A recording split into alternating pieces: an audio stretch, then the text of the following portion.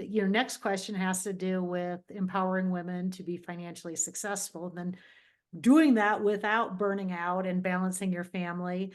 But I love it. Sheila and Fallon and I were talking about this before we got in the interview. You use the words, financial wealth, women gaining financial wealth. Do you know women a lot of times shy away from those words, especially using it? It's like a selfish, and I love it that you highlight the fact that, you know what? I'm going to coach you on wealth while you have balance without burnout. But I love it that you use that term instead of the typical soft terms that can be a gender bias. So maybe talk a little bit, how do you empower other women? And I feel like that's your passion. So Yeah, that was definitely one,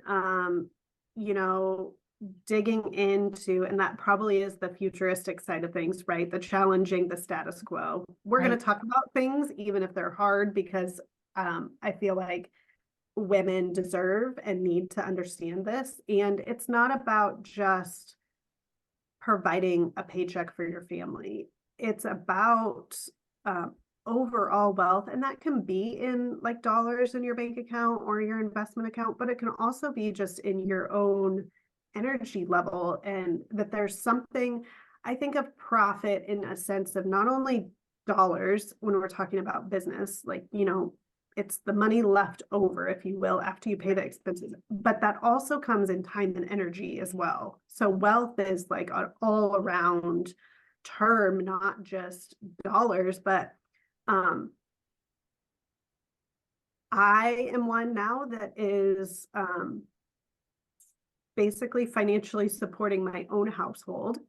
And my business allowed my husband, who got burnt out as a CPA, to go back, and he's now teaching high school. Is he really? Yeah. For you, Bo. 2 years ago, he made the switch. He's now teaching computer science at a local high school. And we all know the financial situation that teachers are in. So the wealth part has also become a personal, journey for us, in that this business does need to support our family and support all of our financial goals, because we don't have that other main income that is substantial towards anything. So I want that for other females. I don't want it to be that. And that was really like going back to the public accounting firm. What I really struggled with is there were female partners that we could look to, but for the most part, it was this idea of men in the role of partner, and they all had a spouse at home. And so now, like, the empowering the financial, I want to flip that switch, that script, and for women to know it doesn't have to be that way. We don't have to be the one that's not contributing to our household financial situation. And there can be a balance between the two. We don't have to completely give up who we are as mothers or as women just to pour into the business. So it really comes from the education piece, I think, of so many women just avoid it, right? Nobody talks about it.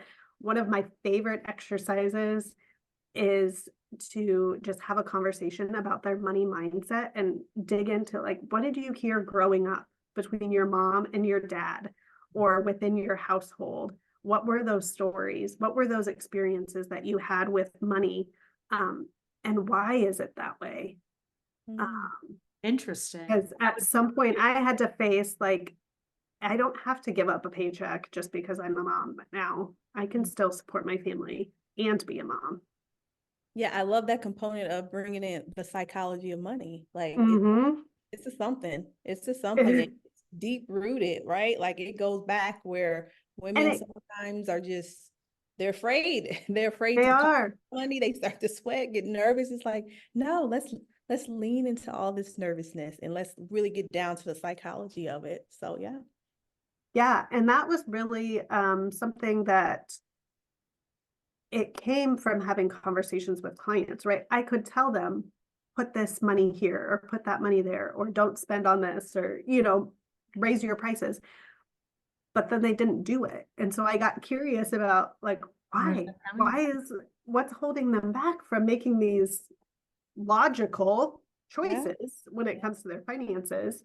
And so that's where it opened up, really just being able to listen to the clients and see what their struggles were with what was holding them back from implementing the financial advice I had been giving them. And then we could dig into the underlying, what was contributing to their decisions. I love your futuristic and constantly revamping and looking and using the past to inspire what you're laying out for the future and helping your women, clients, and all the people in your circle.